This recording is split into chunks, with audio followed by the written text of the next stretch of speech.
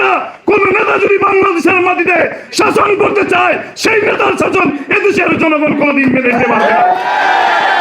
এই দায়িত্ব পালন করতে গিয়ে যদি আমাকে জীবন বিসর্জন দিতে হয়, তবু আমি ইসাক সরকার জীবন বিসর্জন দেওয়ার জন্য প্রস্তুত থাকবো।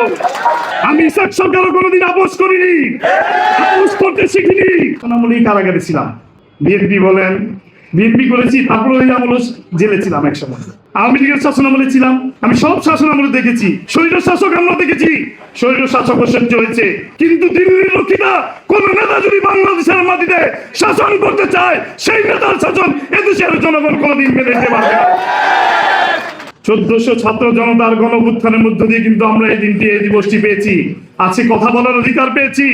আমরা যদি দেখি বর্তমান শাসক গোষ্ঠী আবার সেই একই কায়দায় একইভাবে সেই ফ্যাসিবাদের ভূমিকা অবতীর্ণ হয়, তবে আমরা ইনশাল্লাহ আবার রাজপথে নেমে আসবো। আপনাদের পতন ঘটানোর জন্য আমরা বেশি সময় নেব না, কিন্তু ইনশাল্লাহ কাজে আহ্বান করব, আপনারাও গণতান্ত্রিক অধিকার ফিরিয়ে দেন। কথা বলার অধিকার ফিরিয়ে দিতে হবে, জনগণের মৌলিক অধিকার, মানবাধিকার ফিরিয়ে দিতে হবে, নতুবা কিন্তু আমরা আবার রাজপথে নেমে আসতে বাধ্য হব। আমার পরিবারের উপর অত্যাচার করা হয়েছে, জুলুম করা হয়েছে।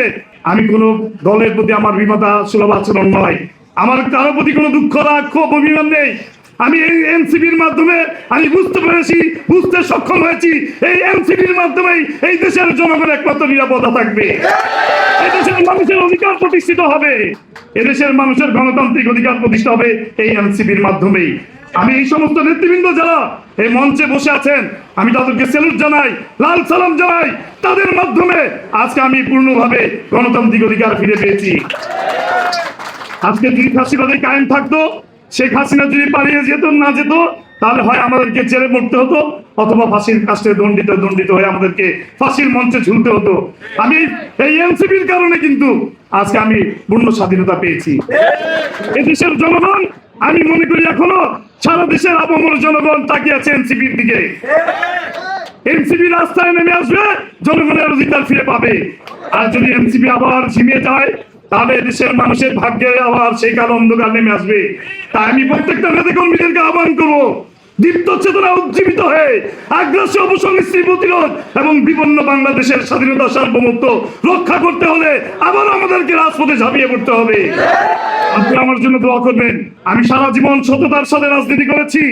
আমি যেন আমার উপর অর্পিত দায়িত্ব, আপনারা যে দায়িত্বই আমাকে দেন না কেন, আমি যেন আমার উপর অর্পিত দায়িত্ব ইমানের সাথে, সততার সাথে এই দায়িত্ব, গুরুত্বপূর্ণ দায়িত্ব আমি তো পালন করে যেতে পারি।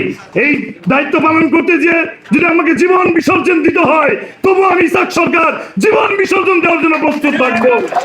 এই এনসিপির মাধ্যমেই আমাদের বাংলাদেশের মানুষের একমাত্র মুক্তি মিলবে। আমি মনে করি এনসিপির মাধ্যমেই এদেশে মুক্তির সনদ নির্দিষ্ট করা আছে। আমি দীর্ঘদিন যাবৎ ফ্যাসিবাদের বিরুদ্ধে লড়াই করেছি, সংগ্রাম করেছি, আন্দোলন করেছি। আমার পরিবারের বিরুদ্ধে প্রায় 550 মিথ্যা মামলা ছিল। কালো আফ্রিকার শ্বেত শত্রুদের বিরুদ্ধে, বর্ণবাদের বিরুদ্ধে কথা বলতে গিয়ে, আফ্রিকার মাটিতে বর্ণ বৈষম্য দূর করতে গিয়ে দীর্ঘ 27টি বছর প্রিটোরিয়ার কারাগারে নেলসন ম্যান্ডেলা জেল খেটেছেন, কোনদিন কিন্তু আপোষ করেননি। আমি ইসাক সরকারও কোনদিন আপোষ করিনি, আপোষ করতে শিখিনি। আমি যে দলের সাথে সম্পৃক্ত ছিলাম, আমি আজকে দেখতে পাচ্ছি সেই দল তার গণতান্ত্রিক ধারা এখনো নেই, গণতন্ত্র থেকে সরে গিয়েছে, থাকতে পারবে না। ছাত্র জনতা কিন্তু জাগ্রত হয়ে গিয়েছে, এই ছাত্র জনতাকে আর দমানো যাবে না।